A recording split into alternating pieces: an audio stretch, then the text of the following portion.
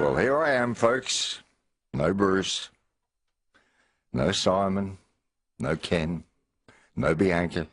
I feel I've been shipwrecked somehow until I look across the horizon and I think I see a friendly face. It belongs to Andrew McLaren. Hi, Andy. G'day, Phil. How good to see you. Well, wonderful to see you too, and I'm happy to tell you that Simon got through his snip successfully. He'd been boasting about his surgery all week, and you'll all be delighted to know. Boasting about it? Oh, he has survived. Really? I was very proud of it. Well, I'm glad to hear. And he's come through still the man he was, eh? Oh, yes, I believe he's in stitches, but he's twice the man he was before. Oh, it was that sort of surgery, was it? In the eyes of his wife, I'm sure he is. Well, anyway. Absolutely. Well, it's good on you, Simon, and yes, I'll be... Actually, I'm filling in for you starting next week, aren't I? Yes, and well, 10 days off yet. Good topic. Oh, sorry, yes, starting off. At the end of the month, I'm off to Colombia, South America for 3 weeks. That's right. And I've started my packing, and I've got a great topic for later in the night. We've got Paul Harris doing movies shortly. A great topic. Have you ever gone overseas and left behind something that you should have packed? Well, passport is an obvious yes, one. I have too. But, you know, have you gone overseas and I really wanted that camera. I didn't pack my watch. I didn't bring the American dollars. Has it happened to you? Yeah, well, actually, the other way around, coming home, Yes. I thought, look, I just haven't got that much money. This is when I was, young, and the baggage was going to be overweight.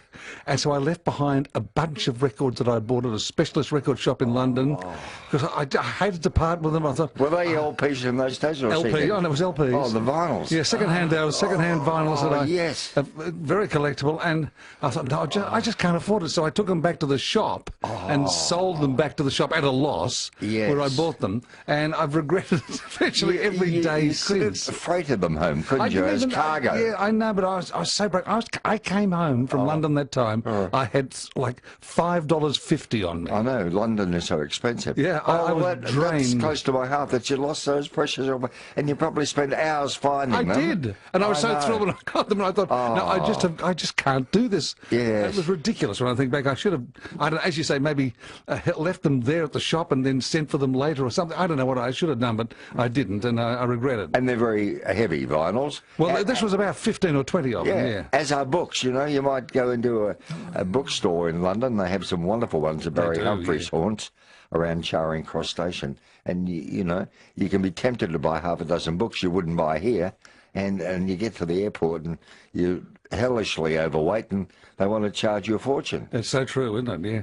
And those rates in those days were enormously expensive too. I think they still are, aren't they? If you're overstuffed in the baggage area, if you pardon my phrase. Yeah, although these days with the bigger aircraft, you're allowed more luggage. Remember when phone calls used to be wildly expensive? Interstate phone calls. Oh, yes. Remember when they were just so expensive?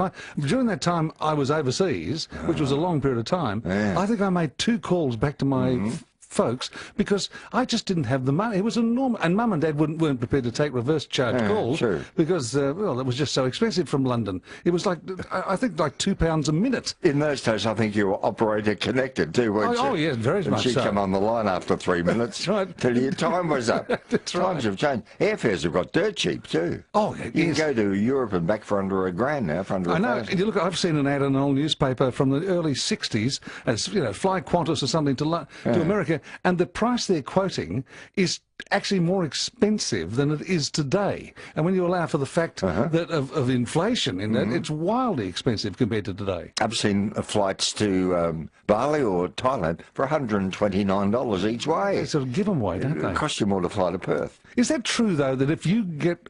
there are only... is this true? You're a more experienced traveller than me, Phil.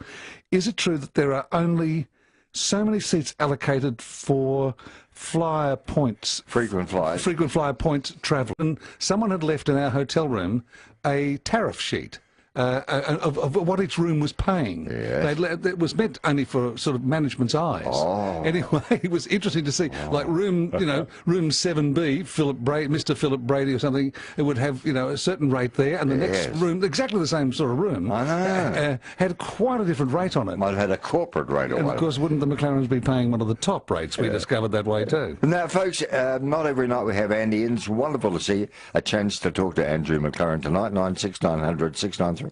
And normally when I hear Friday Lunch, you come up with about 11 topics. So you won't be short tonight, will you? You betcha, Just give me one at a time. Well, yeah, council elections, they're coming up for most of us next month. Something I want to mention about those. Well, tell me why. Oh, now, here, right. Oh, I was Well, what council are you in, for example? Well, what would it be? Burundara there. Okay, Yeah. and Now, same here. They look after your potholes and things? Well, that's it, yeah, the local council. Does anyone know how you find out what the allegiances, what the political affiliations are of your councillors that are standing for election this time? I don't know. I just get these little brochures in the letterbox just saying, vote for Bill Johnson. He knows your area and all that sort of. But who is he? Is he an independent? Is he Labor? Is he Liberal? Is he Green? What's his background? You don't. How do you find out about these people? Yeah, but do they all have political affiliations? Well, they may not. Maybe not. Some would. Yes, Some would. yes. And I'd like to know before I make a vote. You'd like to know which way they swing. Yes, I would. Okay, that's Sandy's topic. Mine's about leaving luggage behind, which I think is a bit more colourful. Oh, well, we'll see how it plays out, all right, Phil. The night's young yet. Come on. Dave's in Montana, Andy. Hello, Dave. Hi guys, I just thought I'd just give you a heads up and all you listeners on a scam that happened to me at the show, or almost happened to me at the show this afternoon. Yes. Took my daughter and 3 of her friends and my wife and one of the mums with us, and we bought a ticket for a ride, and this gentleman came, I use the word loosely, gentleman came up and says, listen, I've got to leave, I've got these $80 ticket, I'll give it to you, you have a 50, I'll take you up to the booth, I'll show you it's got $80 on it. I thought, bit sus, no, look mate, no thanks. So I just stood back and said no. The girls jumped on the ride and I saw him go to somebody else and I thought, oh, what's this? So I watched it. And this gentleman decided to sell it and the other person bought it. And he took him to the booth and he showed him, yeah, it definitely had $80 on it. And I watched it and I saw the sleight of hand trick where he slipped him a card that gives you the credit for the rides, and he gave him a zipped one, which meant nothing on it. And this bloke thought he was happy. He got $80 for 50, and he walked away. And I went up to this bloke and said, "Hey, go back and check your ticket." And he goes, "What?" I said, "I bet you it's got nothing on it." And he goes, "What do you mean?" No, it's all good. I walked him up to the booth and he checked it, and it had a zip. Boy, yeah, he was taking. You got to watch out, don't you, Dave? Oh, you do, boys. You Yeah, do. but you got to be smarter than the average bear. All right, Dave, it can happen, and I'm glad you didn't get your fingers burned. Yes, that's right. Like the guy who sold me watches. I bought a watch outside MSD, Melbourne Sports Depot in Elizabeth Street one day, walking to work many, many years ago. And he came up and he had, just like in the cartoons, he had an arm. His arm was covered in watches when he pulled his sleeve back. Yes. Do you want to buy a watch? Yes. Yeah. Stupid me said yes. It worked for about a week. I took it to the watchmaker when it wouldn't work. He said, "Son, I don't know how that even went for a week, little." And it was so bad. I can tell that. I love the watches at the Queen Victoria Market with the big faces, you know. Oh, yes. Oh, they look like a Rolex or a Cartier. And I think, oh, and I bought a wonderful watch at the Queen Victoria Market for $15. I thought, boy, this is really a bargain. But I hopped on the 109 tram, and before I reached Spring Street, it had stopped. Never to go again. I got a week out of mine at least. But it looked good. Chris and it was right twice a day, even though it was stopped. Chris is at Broadmeadows. Hello, Chris. Hello, Andrew and Phil. How are you? G'day, Chris. I've only rang once in the last 2.5 weeks. It's my second call in about a week. Yeah. I rang ALP head office about 2 weeks ago. We have a fella who's nominated for the Hume Council here in Broadmeadows, stipulating that he's a member of the Australian Labor Party. But what I caught on to first of all, before I rang ALP head office to confirm this, The ALP now doesn't endorse candidates at council level, and you'll notice that if you have any concerns about whether someone's legitimately in the Australian Labor Party and you're a Labor voter and all that, normally if they were endorsed candidates at state and federal level, they'd be wearing red ties. And I just had something grabbed me when I noticed this guy was wearing a blue tie, a bluish sort of a fray type tie. And I rang ALP head office. They said, well, he's not an endorsed candidate of the ALP and he's not a member of the ALP. And they can say whatever they like at council level in their letterheads and that you get in the letterbox, and you think, well, we're just predominantly a Labor electorate, both for the City of Hume, the State District of Broadmeadows and the Federal Seat of Core, the strongest Labor district in probably the country. And at council level, they can do whatever they like. Okay, well, thank you, Chris. I don't know. I'd like to still get to the bottom of it. I can't understand why we don't know more about the political affiliations or not of councillors now with elections coming up around the state. Anyway, I think we deserve to know. Good point far on. There should be something on their little brochures they hand out. You know, I am an independent, or I was a member of the Liberal Party, Greens, whatever it may be. Now, I've got bad news and good news. The bad news appears to be from Kirsten, that Paul Harris won't be in tonight, which is very unexpected because he's always so punctual. What happened? I hope he's okay. Check out that he hasn't had an accident or whatever. But in the event that Paul doesn't make it, the good news is we'll take more calls. Of course, and give away more prizes. How wonderful. On 96900 693. You remember Bill Muddyman at Rail Merton Shoes, I factory? do, and I knew his son.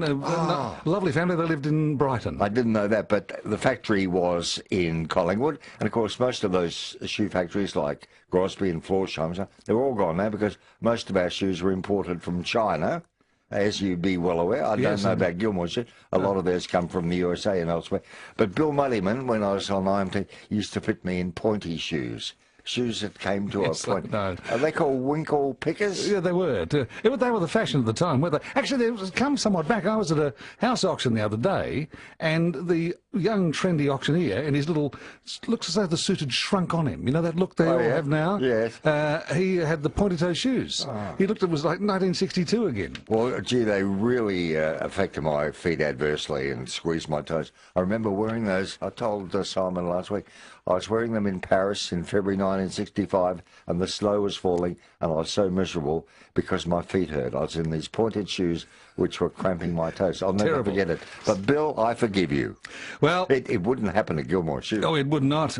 Everyone's surprised to find what Gilmore Shoes have. They're able to show us so many different sizes. Anyone, if you have problem feet, even if you think they're the worst feet in the world, why don't you give Gilmore Shoes a chance to fit them? You might be surprised, as that customer was. Gilmore Shoes, Glenhuffley, Heidelberg and Mitcham. Andrew's 24 past 10. There's a call there for you. There is, well, for us, Anthony of Feltona. Hello, Anthony. Hello. I didn't catch your name. My name's Anthony. How you going, Philip? And Andrew. Nice to meet you, Andrew. I hear you on Saturdays, Andrew, but I never rang in. But I always listen to 3AW. The reason I'm ringing, you know, the council. Yeah, go on, Anthony. Yes. You know, the council election. Do you got to vote at the council or no? I'm just wondering. They are compulsory now. They never used to be, but as far as I know, they've been made compulsory in the last. Reason why I'm saying, because I've got a restraining order, I don't think so I can go to the council, you know, to vote.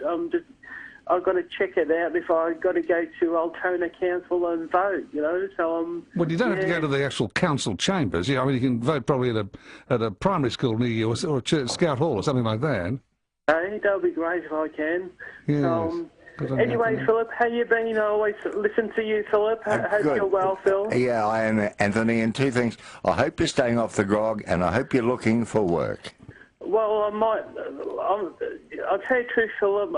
I'm 53, so I'm not that young anymore to get a job. He sounds young, doesn't he, Andrew? He sounds very young. I've got a young voice, Philip, and people tell me I look young for my age too. Yes. So anyway, Philip, I always listen to you guys, and I look forward to listening to Remember When. I love listening to Thank you, and I hope you and your dad get on better together than you have been in the past, Anthony. I'll tell you the truth, Philip, he hasn't been speaking lately, so I don't know what to do. He hasn't been speaking at all lately. So Well, I'll tell you what, I'm going to organise something for you. I'm going to organise a Bataki mini easy cut ham. Bataki's simply the best, and maybe that might be a good excuse to invite him over and have a feed together. Okay, Philip, thank you. Now, don't you go away, and Kirsten will get your address, Anthony. Yes, and stay young at heart, like your voice. Keep it the same as your voice. Because you know what happens? Fairy tales can come true. They can happen to you, Phil, if you're young at heart. Do you know... excuse me, I know you get emotional talking to me sometimes, Phil. It's okay. I've just seen your face, Andrew. Thank you. I could burst into tears. I've heard your work, and that makes me want to burst into tears. Swine. But I remember when my darling aunt, who lived to be 110... Oh, that one, yes. But if she'd passed away at the age of 105... you know, there's a good chance she did. She lived another 5 years. But I was going to say at her funeral, and in the words of Frank Sinatra, and if you should survive to 105, think of all you'll derive just by being alive. But she tricked me by living another 5 years. You can't trust relics, can you? No. This will be Bob at Coolaroo. Hello, Bob. Evening, boys. Yes, Bob. I derived a lot at 55, actually. Yes? Yes. Good to hear. I was just having a play with your... Did you retire at 55? No, I retired at 53. Oh, good for you. I decided... Bob, can I interrupt? Any regrets about that? None at all. You never looked back and thought, gee, I wish I'd worked on a bit? No, because I have an aged mother and I'm her carer. Mm-hmm. And when I retired, I don't have the luck of having a wife or children or anything like that. So I decided, well, what was I doing it all for? My time's my own. Yes. Oh, no, good man. Just interesting to hear, that's all. But getting back to the other things you're talking about, things that you've lost or left behind when you packed, years ago we went on a camping trip. But the place we went to a camping trip was up in the middle of New South Wales and in the middle of nowhere. We got up there, we set up the tent, we unpacked most of the food, and all of a sudden we discovered no bread. Oh. Not a slice of it. So we had to make do without that for a few days until we went into the nearest town to get some more. Yes. But the nearest town was that far away that we had an ice chest in those days. And we used to go in and get 2 blocks of ice, one to bring the second one back, so that we still had one out of the 2. Yes. Oh, yeah. Yeah, melts so fast, yeah. Yeah, but I suppose you're getting ready to go on your next trip, Phil. Where are you off to this time? Off to Colombia, South America. Admittedly, I was going to a wedding originally, but that's been postponed and won't happen while I'm still there. But it's all right. I'm going for the first time to meet family, friends, and see a country I haven't visited previously. Will you be looking at mostly the cities, or do you expect to get out into I'll be in the Andes, as well? in the Andes, around the Amazon basin, and I'll phone in occasionally. The good news is Andrew will be working with Simon in my absence, and David Mann on the Sunday night. So if the time zone works for me, I'll phone in occasionally. Where would you go if you wanted to go back to some place that you've been once before? Where would you like to go back for seconds? That's a very good question. I think my favourite overseas trip of all is to fly to Vancouver, take the Rocky Mountaineer train through to Lake Louise, Banff and Jasper, and then take a cruise ship from Vancouver up to Alaska. The Rocky Mountaineer, isn't that a train with the skylight type roof on it? Yeah, the bubble top roof, yes. How does that go in the summer? Wouldn't you be hot in there, or Oh no, it'd be air conditioned. nice and comfy? Oh yeah, wonderful, anytime here. Bob, I want you to have a Bataki mini easy cut ham. Oh, thank you very much. Andrew approves, he's nodding his head. Bataki's simply the best. My thanks to you guys and Mr. Bataki. And here is Andrew to throw to a station break. It is 10:30. It is 3AW, and while Simon is somewhat indisposed, it's Andrew McLaren through until midnight. Love your calls. 96900 693, 96900 693. 27 to 11. It is 3AW. This is Nightline. Rex at Safety Beach. Hello, Rex. Good. How are you, gentlemen? Yeah, hi. Welcome. You're both sounding good. Look, Thank you. I've been involved in council elections for a long time, and the hardest part, I've always stood as an independent, and to find out which party is which usually the leading newspapers or other local papers, they usually ask the candidates a series of questions. A, are you belong to a party? If not, or have you ever belonged to a party?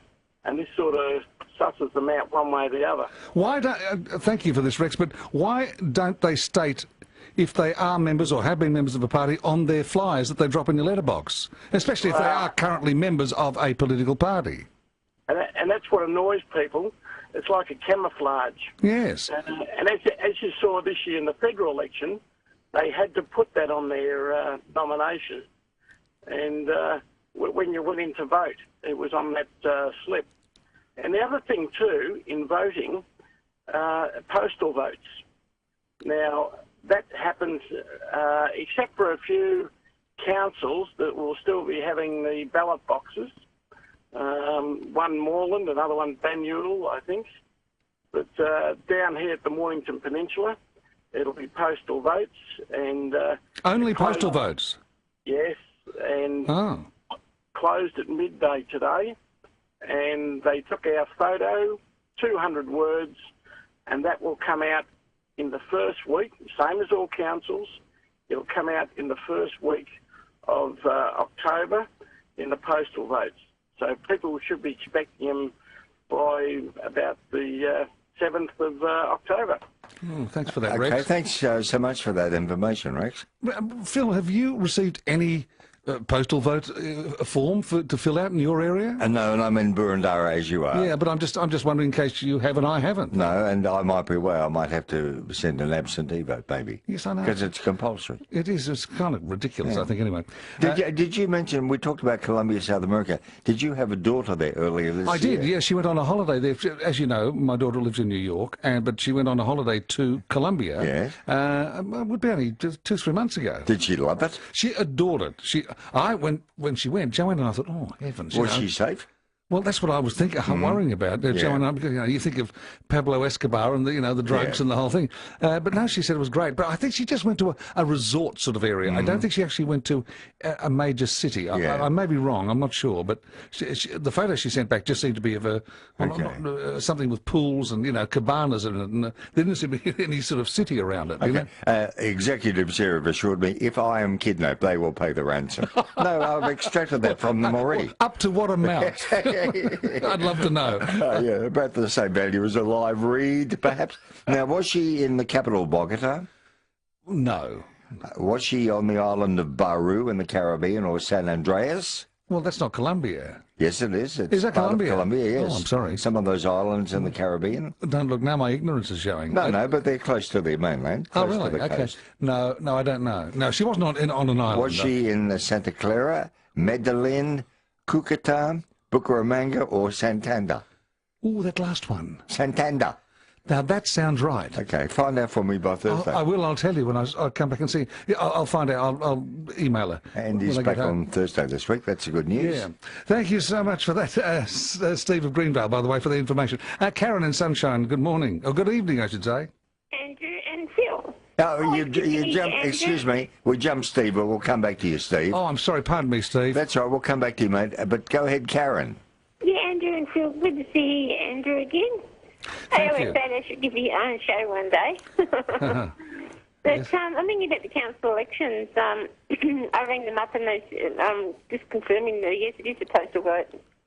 And apparently, if you haven't received your thing in the mail by around about the 7th, to ring them up and they'll send you out another one. Or you can come in and get into the council and get a form. But it's all postal. Have you received yours, Karen? Not yet, no. Well, it's not even October yet, so... Yeah, well, my main beef is just you don't know anything about these people. I have no problem. I'm in Burundara. I've never had any problem with my councillor. Pick up the rubbish. They do all the right thing. Except recently, since around there have been 2 enormous potholes in my street, which haven't been covered in. It's like the Grand Canyon. So you really have to watch out. Your car could disappear into them. So I'm alerting... well, I don't want to say where I live, but people who do roadworks should know better. They'll know what to patch up. There's so many candidates for this election. There's pictures all over Sunshine, Yes. and you don't know who to vote for. But hey, with your trip, are you going to Rio? No, not this time. No, I won't be in Brazil. I'm going via Santiago, Chile, on my way to Colombia. Oh, that'll be wonderful. Yeah, So how long are you away for? Just 3 weeks. Do you know I haven't been overseas, Andy, since May of last year. Unforgivable for me who normally has about 4 trips a year. But with Bruce taking ill and then sadly his demise, I just didn't feel it was the right time to be going away and having fun. I wasn't in the mood. You might need a senorita somewhere. You'll know about it if I do. Karen, accept a Bataki mini easy cut ham from me, will you please? Thank you so much. Bataki is simply the best, and enjoy that, Karen. Thank you so much, Karen. With a crimson face and apology, Steve of Greenvale, welcome to Nightline. G'day, guys. No, that's fine. Phil, have you heard of the Black Knight satellite? Oh, no, tell me more, Stephen. Okay, I only learned about this just a couple of days ago. I was lunching at Westfield and I bumped into someone who was sitting near me, and apparently he was a cameraman for, I can't remember if it was the ABC or Nightline or something like that, and his forte was doing stories on ghosts and paranormal. And he told me about the Black Knight satellite. Apparently the story is there's a satellite that's been orbiting the Earth for approximately 13,000 years. It's an alien probe. And are you familiar with Nikola Tesla, that electrical engineer in the 1900s? Well, the car's named after. Well, it may be named after him, but he's famous for being an electrical engineer who, was interested in radio signals and transmitters and so forth. In 1899, he built a contraption and he started receiving signals, and he couldn't figure out where they were coming from, and he determined they were coming from outer space. And these signals continued up until 1928, and they were picked up by even ham operators, ham radio operators. And the story is that since the 1930s, astronomers worldwide have been still picking up these signals, and they still believe that there's a satellite, an alien satellite that's orbiting around the Earth. And guess what? In 1957, when they launched the Sputnik, they identified that there was an unidentified object near it in polar orbit. Now, polar orbit, the United States and Russia didn't possess the technology to maintain a spacecraft in polar orbit. The first polar orbit satellite was launched in 1960, so they couldn't figure out what this probe or satellite was, and they couldn't determine its origins. And since then, it's still been spotted. I mean, in the 50s, the 60s, and 70s, and apparently this object weighs up to 10 tons. And up until that date, before we launched the first satellite in space, we didn't have anything that heavy orbiting the Earth that was launched by man. Yeah, but I want to butt in here because anything that we put into space eventually falls out of its orbit and falls back to Earth and mostly burns up in the atmosphere. Why hasn't the satellite done likewise? Well, it's not a man-made satellite. It's been there for 13,000 years. It's designed to hang around, and there's actual footage, there's pictures that have been taken by astronauts on moon missions, and even during that space station building. They've got pictures. You can look it up, and you can look at it yourself. They've actually got pictures of the actual alien spacecraft. It kind of looks weird. Well, I can imagine, Steve, the only thing, all I can think of is the Carpenter song of the 1970s calling occupants of interplanetary craft. Why don't they land? All these stories about these things, aliens coming to visit us or circling around us, whatever it is, wouldn't you think one of them would just come down and say hi? That's all I want. I'd be so thrilled. It'd be wonderful. Please be polite to Steve because he's not one of us. He was born in the Milky Way. Simon, having a night off. I'm in company with Andrew McLaren. There's a young bloke out there on work experience, and his name is Gavin. Wouldn't you kill for his hair? I'm just looking. Oh, yeah. Oh. It's so alive, isn't it? Yeah. Man, I think it's got some livestock in it. It doesn't matter, whatever it is. It seems to be moving just even when he stands still. Doesn't he look like Groucho Marx? With the glasses and the hair? Put a cigar in his mouth. It could be Groucho. And I say that with respect because I'm a big fan of the Marx Brothers. I don't know, it's that thrilling for Gavin to hear that. You know, a young man, I don't think he'd want to be rocking up at a party and the girls all say, hey, Groucho Marx has arrived. Here's Rebecca Cabanagh at the Herald Sun. Hello, Rebecca. Hi, Phil and Andrew. How are we tonight? All good. Can't wait to hear what's leading in tomorrow's paper. Well, we've got quite an interesting story on our front page tomorrow. Now, many parents out there are probably at their wits' end as to how to control their teenage kids, but we have a story on tomorrow's front page where a mother has basically told how she's that desperate to keep her gangster teenager out of trouble that he's been in and out of the court, so now she's been chaining him to his bed each evening just to ensure that he doesn't sneak out the window or anything. Oh, well, that'd be against the law, wouldn't it? Yeah, well, look, I guess, parents got to do what a parent's got to do. I mean, some people might question, that it's wrong what they're doing, but this mother's sort of telling us her heartbreak and her son, how he's gone. Yeah, you're right. There's two sides to every coin, Rebecca. All right, well, that's definitely a very touching story in tomorrow's Herald. What's inside? Well, apparently shoppers are going bananas over unripe fruit. This is a bit of a fun one. Basically, Coles is now offering, saying that the customer wants green bananas over more ripened yellow bananas. Oh, yeah. So they're now, I guess, giving the customers what they want, and 70% of customers are wanting to be able to buy the unripe bananas because, after a day sitting at home on the kitchen table, they're just gone all brown and... Yeah, and I notice if you put them in the fridge, they go black very fast, Andrew. Yeah, I think it's the way they're not prepared, the way they're stored. I think they're stored in cool stores for longer than they were when you were a kid, Phil. You know? And they are long-term bananas, and they don't have the shelf life in average temperature that a banana would have 20 years ago, or 30 years ago. And of course, we saw in Peter Hitchens' news, pummets of strawberries are down to $1 a pummet at the moment in some places.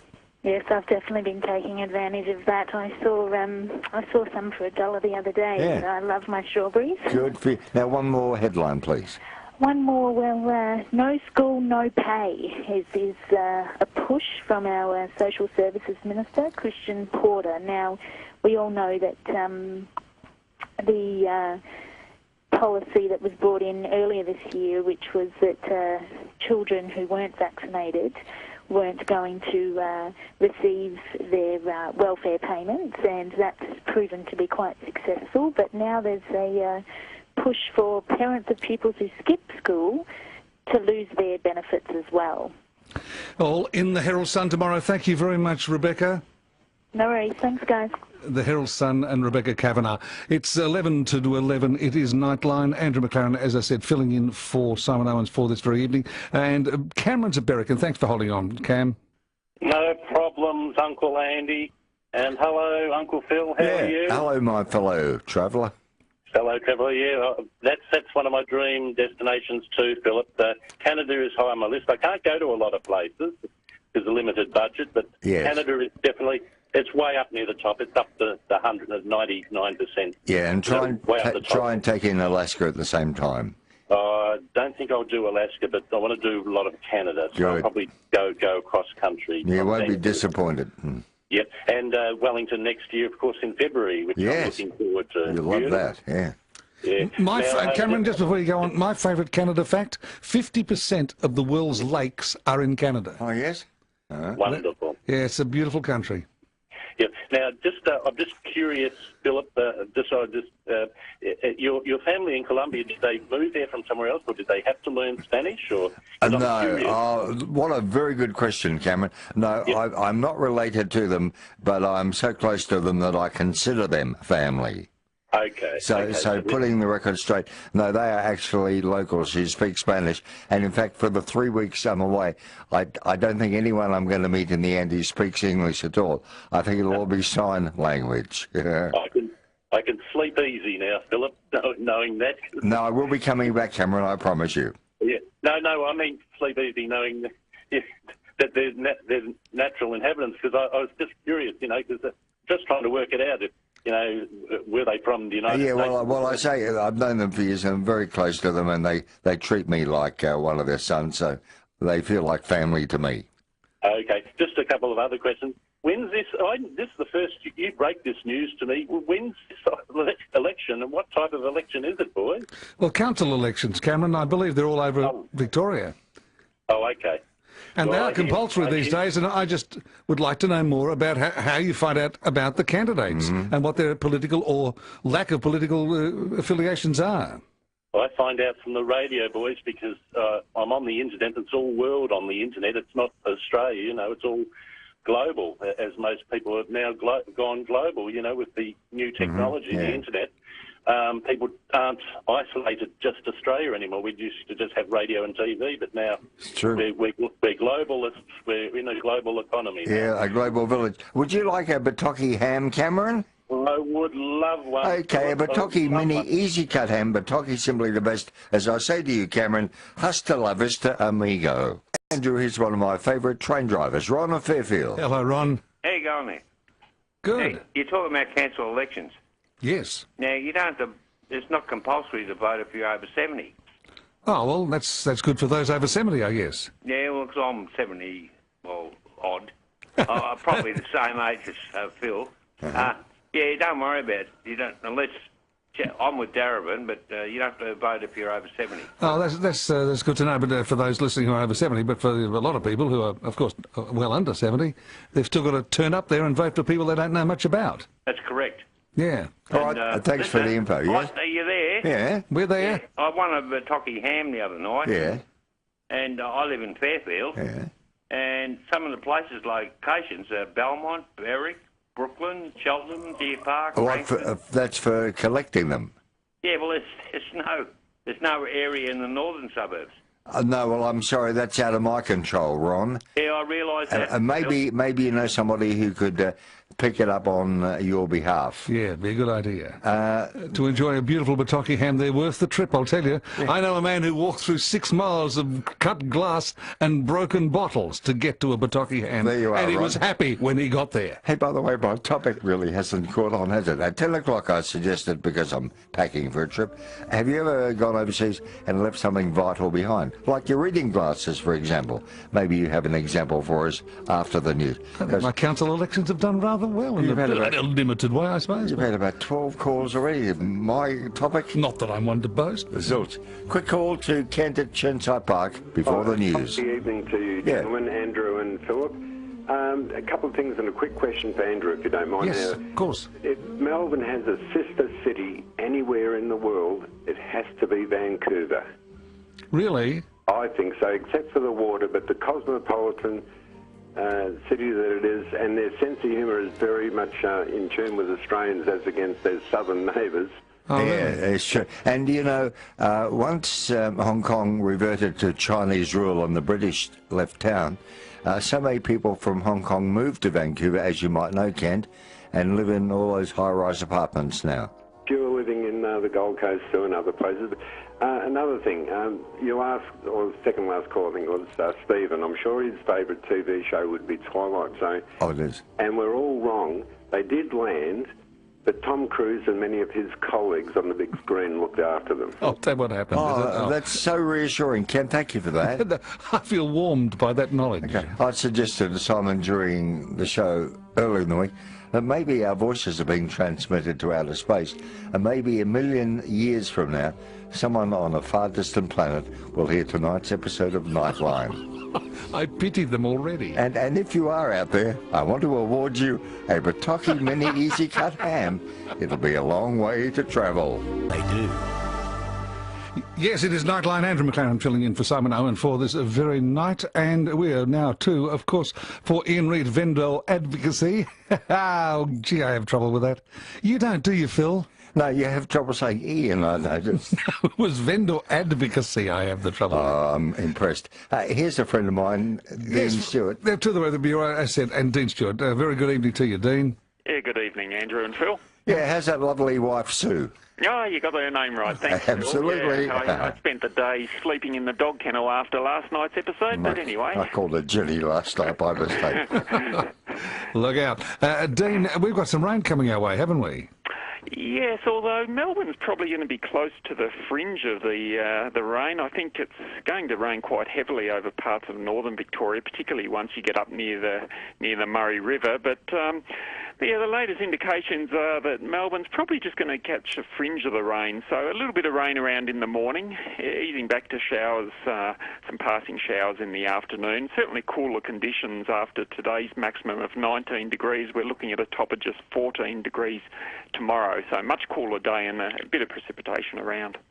What's it looking like for the next 2 or 3 days? Well, 5 days, in fact.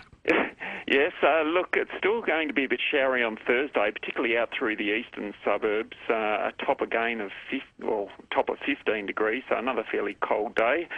It does warm up a bit on Friday, and dry conditions expected through the Melbourne area. Maybe some patches of fog to start the day.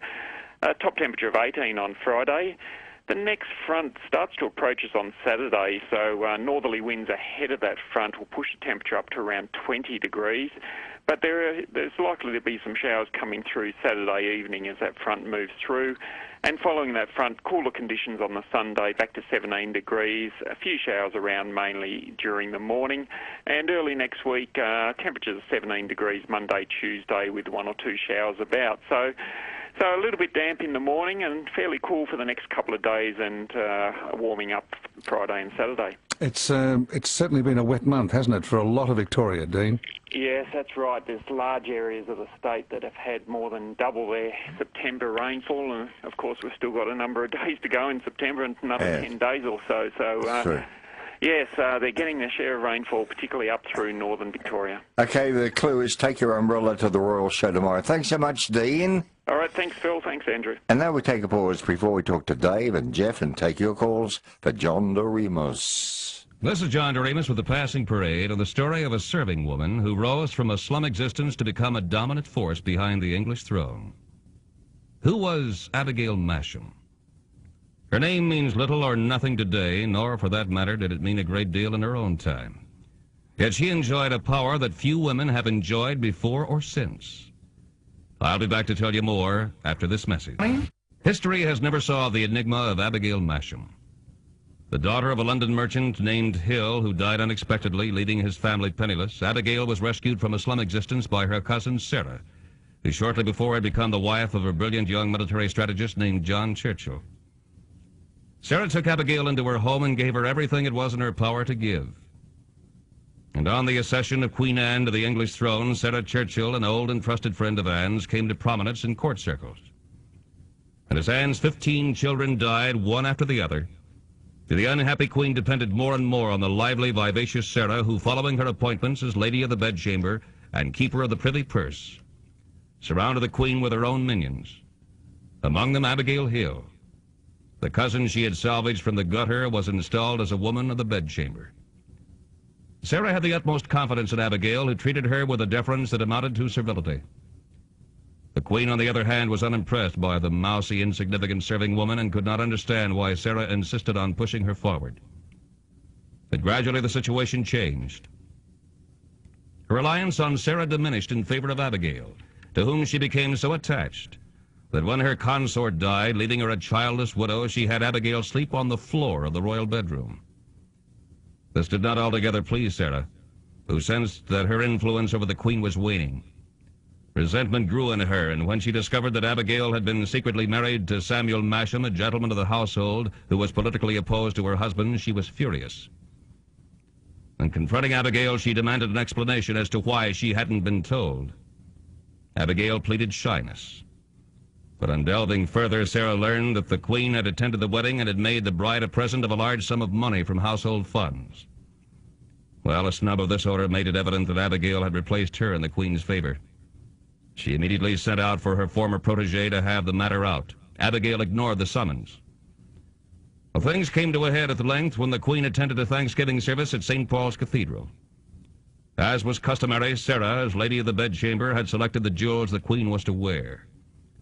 At the last minute, she discovered her selection had been discarded and that the jewels worn by the queen had been chosen by Abigail. So enraged was Sarah that she insulted her sovereign in public on the very steps of the cathedral. And as a result, she was summarily dismissed from her positions at court. Abigail, now the undisputed power behind the throne, succeeded her as keeper of the privy purse. Shortly thereafter, the Queen fell into ill health. All her children having died, she had no direct successor. This presented a definite threat of civil war between the Protestant and Roman Catholic factions. The Protestants staunchly supported the claims of George of Hanover, while the Catholics were equally as staunch in their support of James Francis Edward Stuart, son of the exiled James II and brother of Queen Anne. As the Queen's condition worsened, court and cabinet were split by plot and counterplot. A climax was reached when Abigail Masham quarreled violently on the issue with the Prime Minister, Lord Oxford, in the Queen's presence. One or the other had to go, and it was Oxford who went. The story of the incredible Abigail Masham. The mousy, self-effacing, ex-serving woman must be accorded a prominent place in history. Our time is up till we meet again for another chapter in the Passing Parade. This is John Doremus. Thank you so much, and goodbye for now. Do you know, Andrew, that the Passing Parade has been on this very station for on and off for more than 50 years? 50 years? Yeah, more than almost 60, possibly. Really? Back, so you're talking the early 1960s? Yeah, even late 50s, I believe. I didn't know that. Yes, so I know John Doremus has long passed away, didn't he? Yes, but actually, originally there were 500 episodes recorded. Yeah. And then it was cancelled in America. But Australia loved it so much that he did another 1,000 stories solely for Australia. Really? And they're written by Ross Napier from Grace Gibson Productions, who wrote a lot of serials. That's why some of them are Australian-centred. Yes. Some of the, I thought, gee, how would an American know about that? So some of the scripts were written, well, many of the scripts were written in Australia. Most of them, the majority, were written by Ross Napier. But unfortunately, he didn't have a way of checking on pronunciations. And when he did a story about New Zealand, he talked about the Maoris. The Maoris of New Zealand. That's right. When I was working at 3GL, they had a Greetings from Bing Crosby record in the record library, yes, which you were supposed to play before you played a Bing Crosby track of music, you know. And it's hi to my fans there in Geelong. It's so good to be with you, and I hope you enjoy my new song. It's Bing Crosby. And of course, he wouldn't know. He's got a whole list of names in front of him, and it's very hard to know. Is it Geelong or Geelong? I was reminding John Dix that 3UZ spent a fortune on a jingle package, the greater 3UZ, done by the Anita Kerr Singers in Hollywood. The problem was, when the jingle package came back, it sounded the greater 3UZ. Of course, yes, in America to Z. Re-recorded at great expense to the management. What's the longest running program ever on Australian television? It's a live broadcast. When I say live, it's not an American comedy series or whatever. It's something done locally here in Melbourne. And it's the longest running show on Australian television. It's on once a week, and it has been since TV started. Would it be something on the ABC like So What? Or No. Give me a second. Nothing to do with on commercial television. Yes. Commercial television still running today. Yes, after 60 years. Oh, well, this station, it was Channel O originally. They didn't start till 1964. Now Channel 10. No, you'll have to tell me. Mass for you at home. Oh, yes, on every Sunday morning at 6. Dave's in Wonthaggi. Hi, Dave. Hey, hello, chaps. Yeah, talking of Canada, I spent 5 very happy years there, but you can't beat the Australian bush. Yeah. But Ma predict that Australia's European birth rate will decline because who wants to bring into the world what are often spoiled, callous children with seared consciences thanks to politically correct politicians. Because the only reason for legislating sometimes is because it's against the biblical values which have given us a stable society for so long. And now parents have no rights. Their overindulged offspring do instead, who are now being taught at school to be cynical about everything. It will result in our Christian cultural heritage being bred out by cultures whose family loyalties are stronger and who don't trust our state institutions anyway. They won't have a parent thrown into jail with a tissue of lies for daring to tell them to flush the toilet, close the toilet door, keep their room tidy daily, and the like.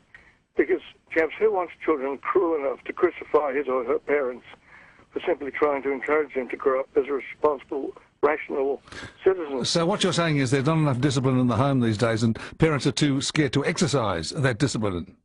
Absolutely, and I know, I very serious know of I have a very good example in mind, and I'm sure there are others out there hurting just as much as my friend is with children that were able to threaten to break up the family if they can't get their own way. Yes.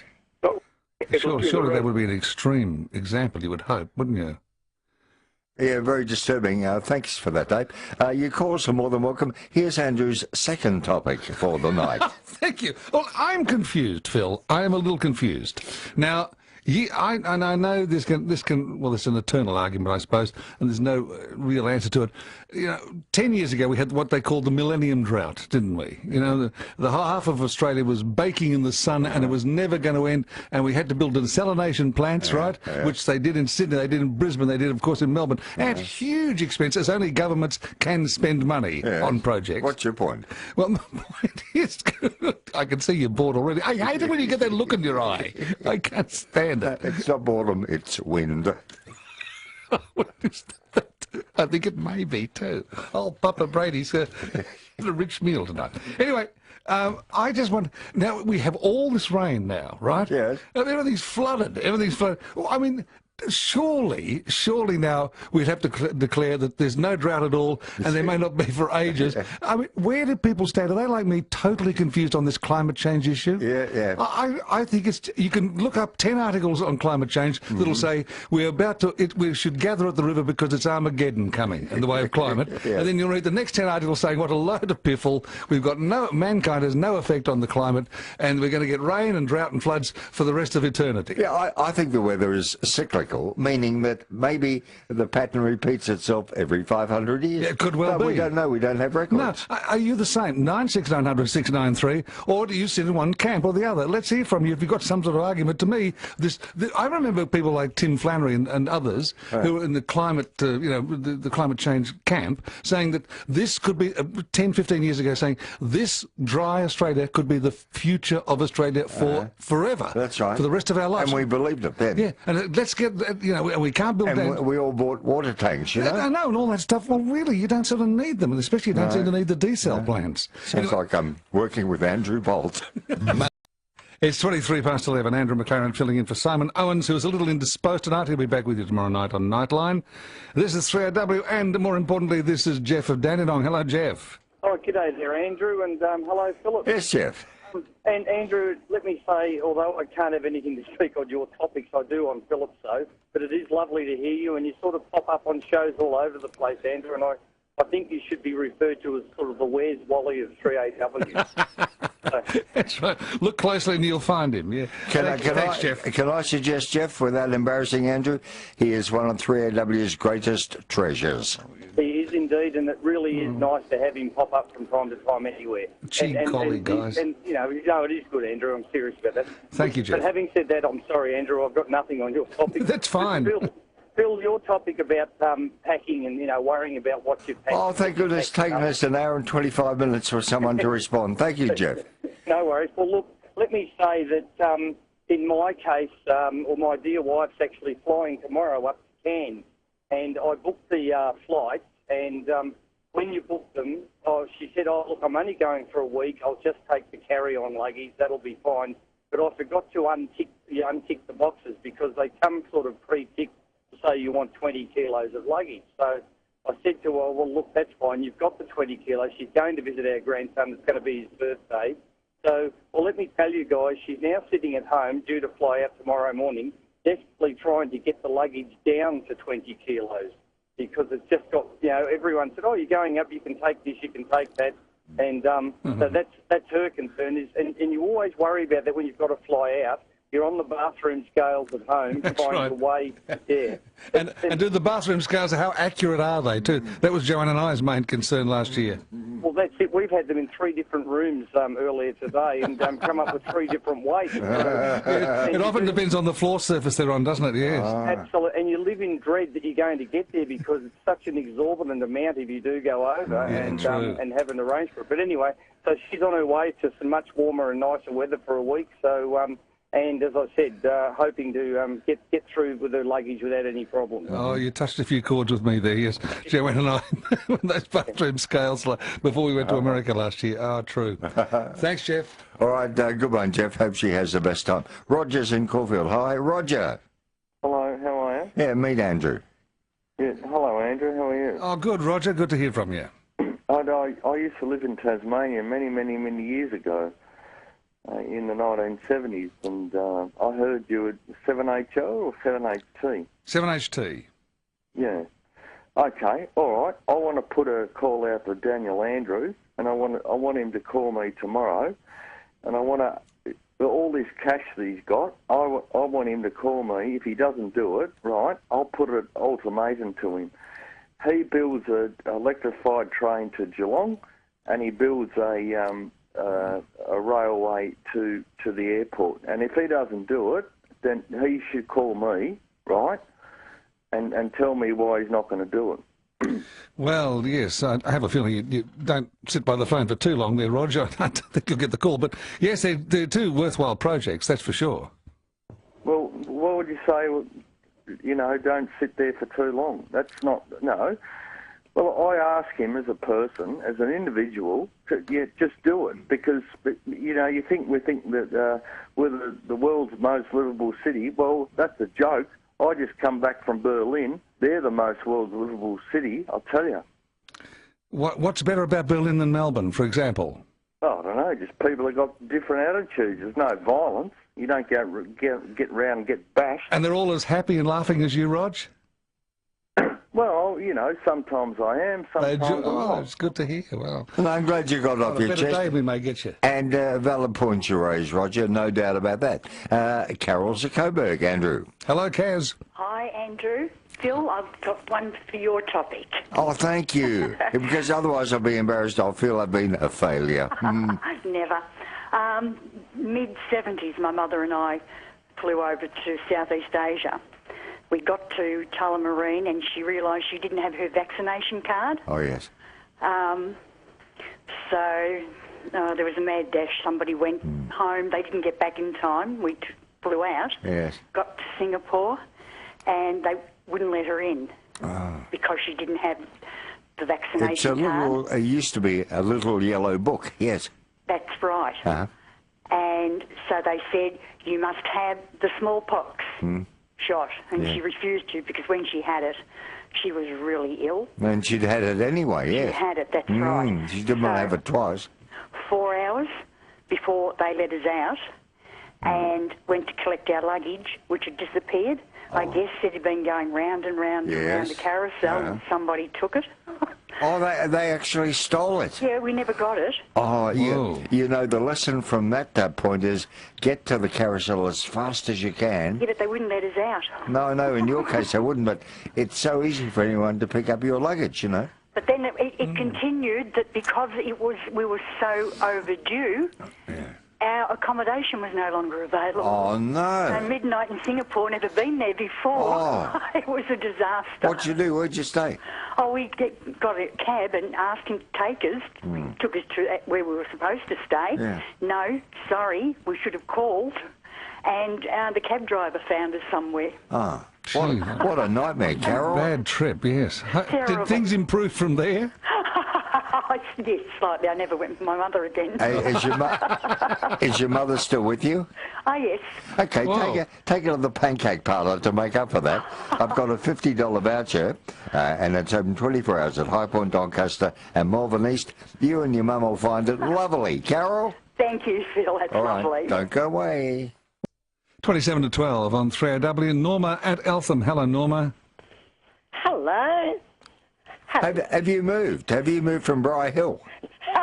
No, Phil, I haven't. Look, I've been listening, but it's been a busy time. And why I'm ringing to you and Andrew, hello, Andrew. Hello, Norma. And is to say it's Blood Bank Week. Yes. At the Eltham High School. Right. And I was there yesterday, or today, and I'll be there tomorrow. But there's been, they had a bit of trouble around the school with the power, so they're back there again this week. So come along, and the phone number is 1314 95 if you want to ring for the blood bank. Okay, now give us that number one more time. 1314 95. 5. Okay, I've got a really good question to ask you. At my age, am I still eligible to donate blood or plasma? No, I think it's up to 70. Oh, I don't qualify. Oh, you're way over the odds, aren't you? Yeah, way, Hey, Norma, way. I got a really even better question to ask you. What is your blood group type, Norma? Oh, no, I don't really know. Oh, come on. Okay, look, I just go there and help with the donors, you know, with the refreshments and... Oh, you don't give any blood yourself? No, I don't do that. Oh, of course, well, you may be... Well, No, I'm out of the age group, Andrew. Oh, well, it's out. You've come out of the cupboard now, haven't you? This is it. Well, I do my bit. Oh, yeah, I'm sure you do, and that's good. It's really such a wonderful thing. I believe in Australia we have very low blood stocks compared to countries like America and France and that. What blood type are you? I think I'm B positive. I don't know what I am. I just don't know. Isn't that terrible? You should know in the event that you need a transfusion. Yeah, I know. All right, Norma, so that number again is 131495. Thank you. And I heard you with Billy Pinnell the other night. You were first cab off the rank. Very good for you, Norma. Have a good day tomorrow. Okay, nice to hear your voice. Barry at Watsona. Hello, Barry. Good evening, Andrew and Philip. Yeah, and by the way, Barry, I've just heard from Simon, who had minor surgery today, and he just wants to assure everybody he's feeling terrific. He's doing well. Well, this is good. And we'll be back tomorrow night. With a very high voice. Well, boys, every week, one car uses 10 gallons of petrol. Yes. That petrol turns into 100 gallons of gas every week. Yeah. There are 1 billion active cars on the planet. And these are just cars alone. This doesn't include any other mechanical device. Yeah. That adds up to 100 billion gallons of gas per week. Yeah. And this is just from cars alone. These figures are very accurate too, I might add. Mm-hmm. So our atmosphere is growing at an enormous rate. Some people are in areas where it's frosty and cold. Some people live on the edge of the Sahara, which is growing annually at an astonishing rate. We are getting more rain over this country than I've seen in my whole life. Yes, true. Over the central part, I'd love to see the Landsat photos of the actual cloud in the last 5 years, as opposed to, say, when we used to go to the show in 100-degree weather. You're going to have to write a poem about this. Yes. Well, what I'm worried about is this gas, Philip. And getting back to your subject, where are we, of the human race, going to pack all of this gas? Yes, well... 100 billion gallons a week. I know. It's a lot. We're ploughing through it, aren't we? You just wonder. Thanks for that, Barry. I guess it escapes through the ozone somehow. Well, it's those holes in the ozone. Haven't heard about those in a little while. I think they've covered up. I think they've patched up. Oh, here's a good one for you. I tried this on Simon. ABC had a wonderful documentary on aviation called City in the Sky. 2 questions, they're only guesses, and they'll surprise you when I give you the answers.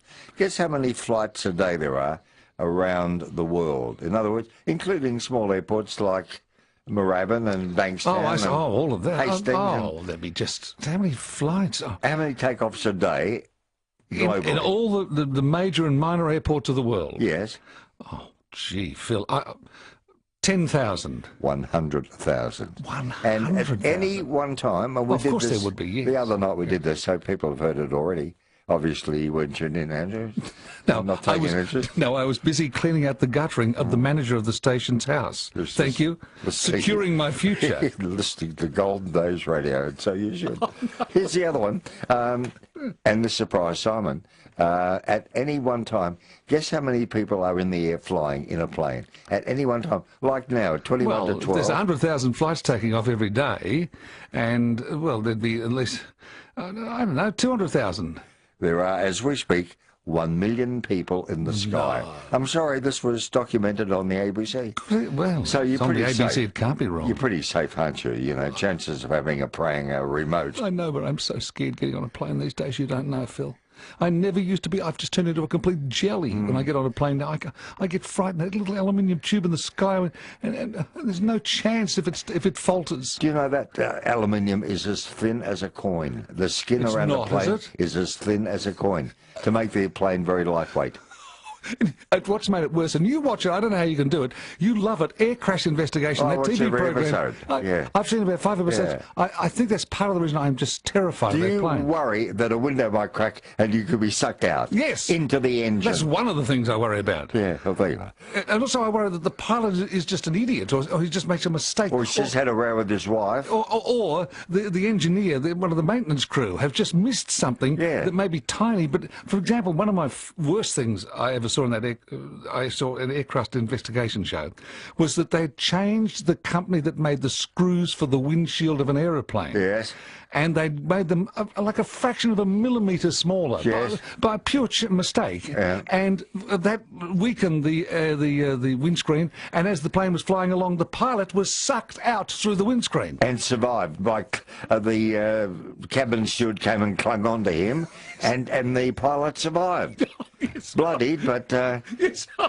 I don't think that's reassuring, particularly to find that part of it. Yes, I agree that it ended as well, I suppose, as it can, but heavens, imagine being a passenger on the plane. Oh, yes, that plane was landed by an air hostess. 16 to 12, 3AW. Mick is at Dingley. Hello, Mick. Hello, Mr. Andrew and Mr. Phil. How are you going? Good to hear your voice, Mick. I haven't spoken to Andrew for a while, so welcome back, Andrew, on the air. Nice to hear your voice too, Mick. Phil, question, mate. Have you got any calls lately? I know I've been listening, but no one's rung in about for that Pataki ham from outer space, mate. No, maybe not. But maybe at the end of this call you might score it, Mick.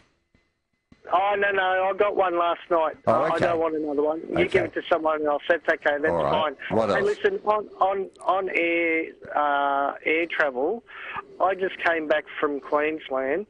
And you know how the airlines and the government was saying about they're going to stop the fees on credit card bills and things like that? And so they should. Well, I've got a suspicion that they're going to, this is what I've seen so far, and I travel quite a bit, is that they're ramping up with, I won't say the airlines because I might get into trouble, the 3 major airlines that we have here in Australia, they're ramping up on overweight luggage. Now, when I was coming back from Cairns to Melbourne, I went up with a carry-on bag and went up, and I've had the same bag for many years. I went up, and when I was coming back, they weighed my bag, and they said, "Oh, sorry, sir, but your bag's overweight." Apparently, our bags are supposed to be 7 kilos to carry on. So coming back, my bag was 12 kilos. Yes. And so they said to me, "Look, sorry, sir, but this is 5 minutes before we're boarding the plane." Now, they had a set of scales and a FPOS machine in their hand. And they were going along and weighing people's bags. Now, they got 10 people in a matter of 5 minutes. How much were you charged for your overweight part? I didn't pay. They were charging $50 for overweight per bag. $50 overall, didn't matter how much you weighed? Well, no, they said that if you didn't check it in, it was going to. It didn't matter if your bag was 8 kilos or 9 kilos or 10 kilos. You were still getting paid $50. You had to pay $50. It's a flat fee. Right? Gee, so 10 times. That's not a bad little extra earn for the flight, is it? Yeah, I didn't pay it. So what happened to your luggage? Because I only took up a certain amount of clothes and shorts and old T-shirts when I went up to see my brother, I went over to the bin and tipped them out. Oh, really? Yeah, I've seen people do things like that. Okay. Yeah. And so what happened was that I went back and I had a pair of shoes and my belt in the bag, and they said, "Oh, your bag's still overweight," and it was 8 kilos, right? Yeah. And I said, "What? No, it can't be." And they said, "Yeah, it's 8 kilos. I said, I opened the bag up and I said, "Look, I've got a pair of shoes and here's my belt." And they said, "Yeah, your bag weighs 8 kilos.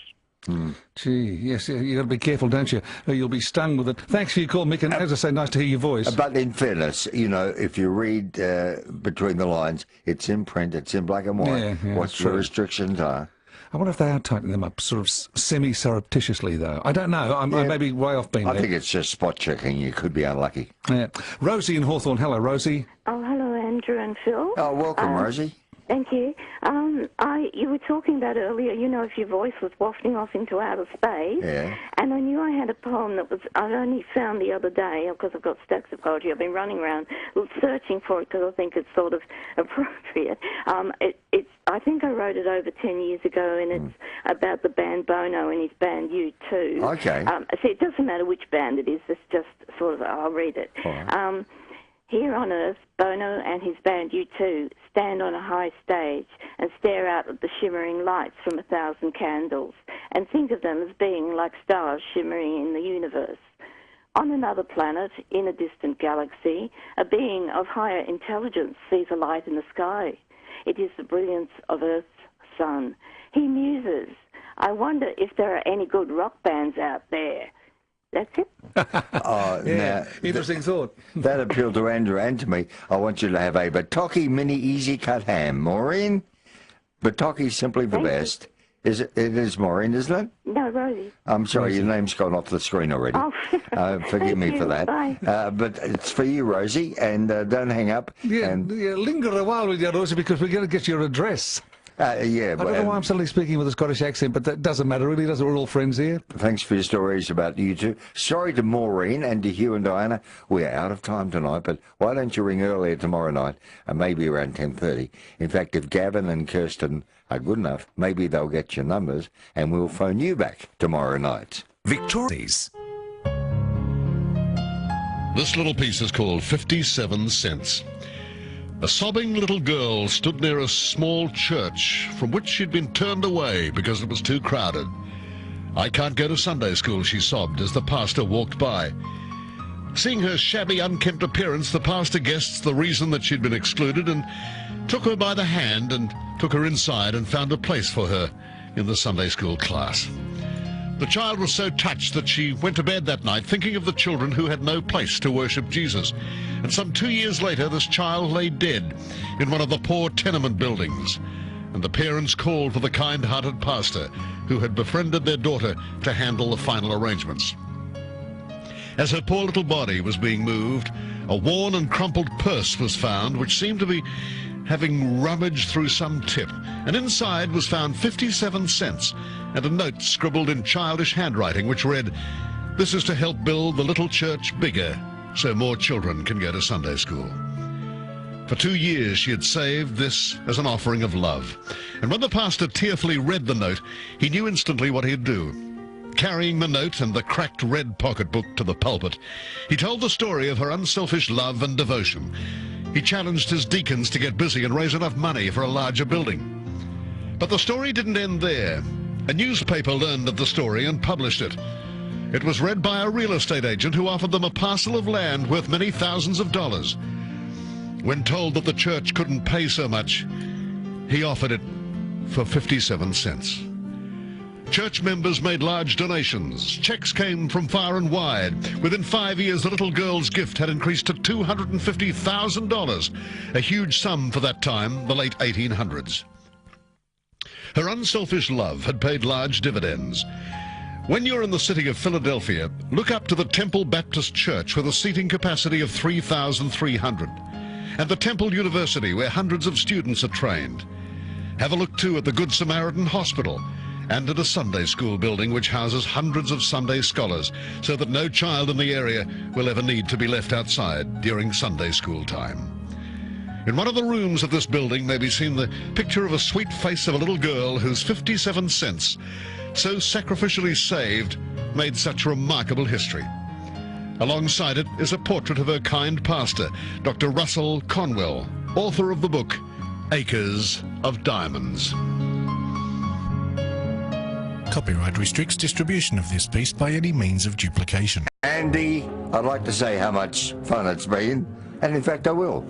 And thanks for coming in, and I'll look forward to Thursday night as well. Good old saddle pal, it's good to have you along. Well, it's good to have me along, I should say, with you. And Thursday night, Simon's off to Faulty Towers, so we'll enjoy your company all over again. It would just be like a Faulty Towers midnight, Nightline, won't it, really? Yeah, and with thanks, you and I. Thanks to Kirsten, and also to Groucho out there for panelling tonight. Well done, folks, and thanks for all your calls.